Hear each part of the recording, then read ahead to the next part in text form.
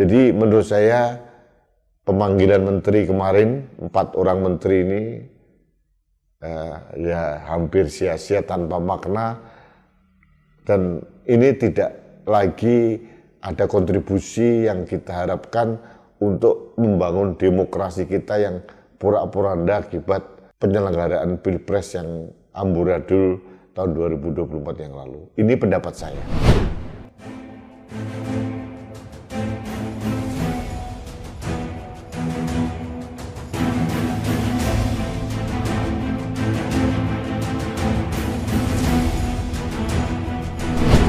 Halo sahabat Indonesia, kita bertemu kembali dalam Opini Rudy.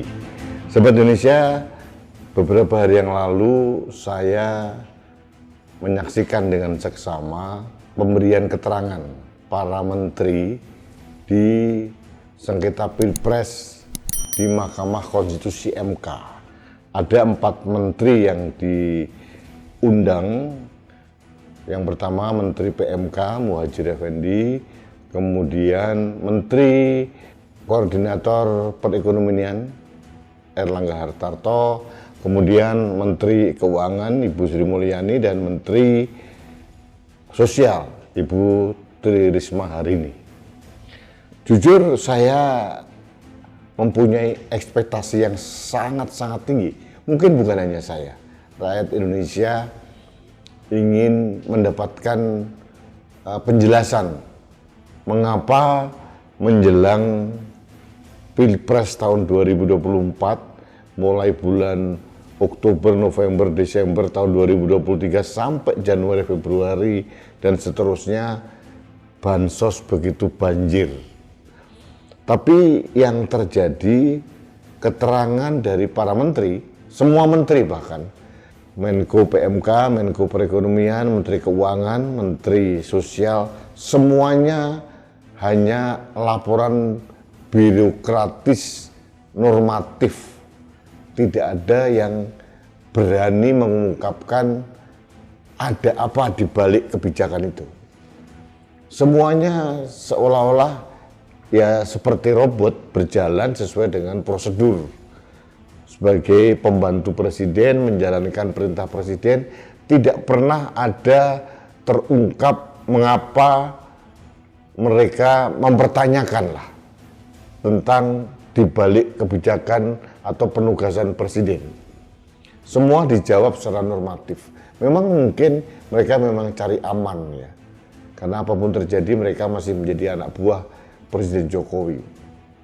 Tapi sebagai rakyat yang berharap ada masukan yang sangat signifikan terkait dengan banjirnya bansos menjelang Pilpres tahun 2024, bahkan ada indikasi politik gentong babi dengan menggunakan bansos, BLT dan sebagainya, termasuk bantuan subsidi energi dan sebagainya. Kita kecewa melihat penampilan 4 menteri. Tidak ada yang salah sebetulnya. Mereka normatif, main aman. Tidak ada yang membuat kita akhirnya ya seperti yang kita inginkan bahwa seorang menteri itu bukan sekedar pembantu yang hanya melaksanakan tugas, tapi mampu dan berani mempertanyakan motivasi atau latar belakang di balik kebijakan itu. Tidak ada yang berani mempertanyakan hal itu. Mereka juga tidak peduli dengan semua kebijakan perlindungan sosial, perlinsos yang melimpah ruah di saat-saat tahun-tahun politik. Kepekaan seperti ini tidak dimiliki oleh para menteri, yang mereka bekerja sesuai dengan tugas dan fungsinya. Hanya itu saja. Saya tidak melihat ada gebrakan, keberanian dari menteri, baik Menteri Sosial maupun Menteri Keuangan terutama, terkait dengan pengelolaan dana perlindungan sosial yang super jumbo, hampir 500 triliun, tepatnya 496 triliun itu. Apalagi ada Menko Perekonomian Erlangga Hartarto yang notabene Ketua Umum Golkar. Erlangga Hartarto berkali-kali mengatakan bansos ini adalah pemberian presiden dan sebagainya. Problemnya adalah tidak ada pertanyaan yang menuju ke arah sana dari para hakim MK. Jadi Erlangga Hartarto merasa nyaman-nyaman saja, apalagi dia mengatakan bahwa dia datang sebagai Menko Perekonomian. Padahal seorang Muhadjir Effendi yang bukan menteri teknis pun juga melakukan pembagian bansos di berbagai tempat, apalagi Erlangga yang pernah mengatakan bansos ini harus terima kasih pada Pak Jokowi, seolah-olah ini adalah pemberian dari Pak Jokowi secara pribadi. Itu tidak terungkap di persidangan MK kemarin.